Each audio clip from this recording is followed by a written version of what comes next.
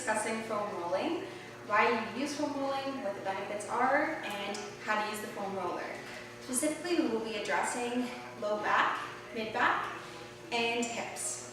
So I will be demonstrating these exercises with you today and explaining how to use the foam roller.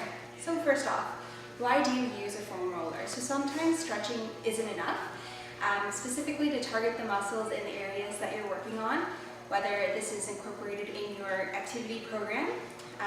You might find that foam roller will come in handy. So using a foam roller, that will help to target specific muscles and help to release any fascial adhesions. So fascia is the layer that encases the muscles, and sometimes you'll find that you have decreased range of motion or pain with different types of movement, and this can happen when there are some active trigger points or there are adhesions within the muscles. So using a foam roller will help to increase spinal mobility, so that's getting more motion within specific areas of the spine, especially with rotation of our mid-back, helping with forward movements within the lumbar spine and extension, and helping to get more movement within the hips. So a lot of us are really tight in our hips, and sometimes that contributes to our low back. What you want to do, you can lay your roller either horizontally or vertically. So to begin, we're going to lay our foam roller horizontally, and you're going to lay on it, so we're going to target our hips first. So you want it right in the glute, and then you're going to turn a little bit on your side. This does require a little bit of balance and coordination, so you are having your palm of the hip that you're targeting on the ground, and you're going to roll forwards and backwards. So you can use the opposite foot to sort of guide you, and keep the leg that you're working on, the leg extended, and you're just going to roll back and forth. So what you want to do is you want to try to find an area that is very tender, and so that can be considered a trigger point, and sometimes that pain will refer up or down, can radiate. That's what a trigger point is.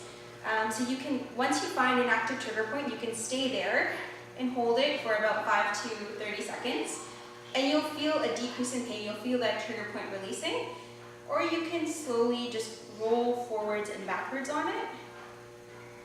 That's another way for it to release. So to target our hip, we're going to be on our side, and we're going to just roll up and down until you find that active trigger point, and then once you find it, you can just stay there. Great, so moving on, we're just going to target more of our quads, right on the interface of our quads and our IT band. So this requires a little bit more balance, so you can cross the other foot in front of you, still using the hand of the opposite leg. You're going to roll forwards and back. So sometimes the IT band is known to be more tender, but in this position we're targeting more of our quads and our hip flexors. So we're rolling further up our quads. You're getting a little bit of the IT band, or you can roll directly on your side to target the IT band, and it will be tender, so just a pre-warning.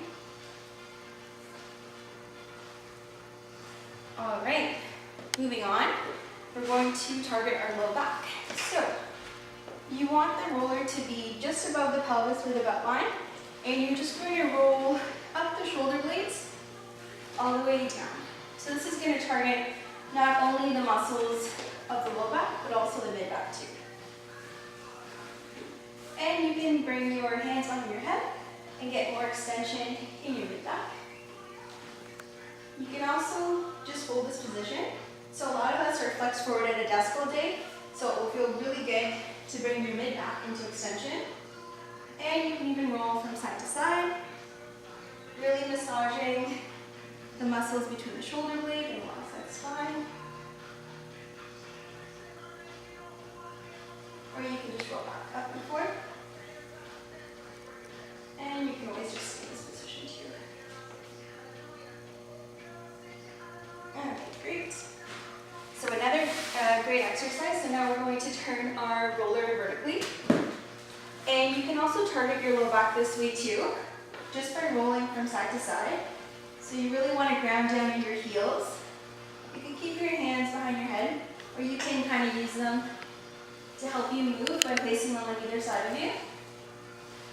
Also, the foam roller should just be at the bottom of your head, so you have enough support.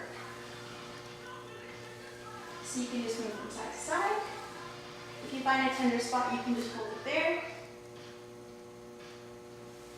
Okay, great. Another great exercise to get more mobility in our mid-back, so to get more extension and to release our pecs, which tend to be tight from being flexed forward at a desk all day, is you can put 2 light weights into your hands, or you can just have them outreached on either side of you. And you can have your knees bent, feet flat on the floor, and just lay here for a few minutes or so. And you'll feel a nice release in the tight pecs in the front. Or if you want to be more active in this position, you can bring your arms up overhead and you can make snow angels. So you're really trying to squeeze that foam roller in between your shoulder blades. And you'll feel a nice massage of the rhomboids, which are the muscles in between your shoulder blades and your spine. So you're only coming to about 90 degrees. You don't want to come too low. And you're reaching straight up overhead. All right. So that's just a review of just a few exercises that you can use the foam roller for. So it's very versatile. And you'll feel more mobile. You'll feel like you have more range of motion. You'll feel a release in all those tight muscles after you do use the foam roller. It's good to use maybe after activity, but it's also good to warm up your muscles too before exercise. So I hope you enjoyed this video today, and can't wait for you to try some of these exercises at home. Thanks for watching.